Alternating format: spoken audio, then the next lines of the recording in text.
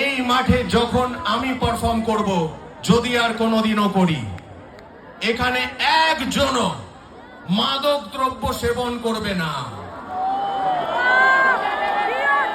একজনও গাঁজা খাবে না, ঔষধি পরমাঔষধি খাবে না,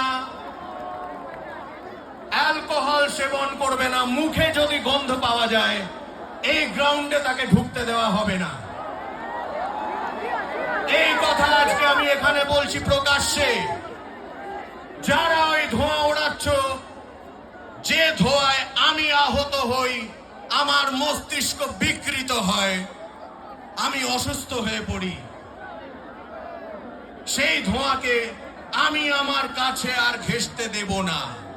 কল্যাণী, তোমরা এই কল্যাণকর কথাটা মনে রাখবে। মানব কল্যাণ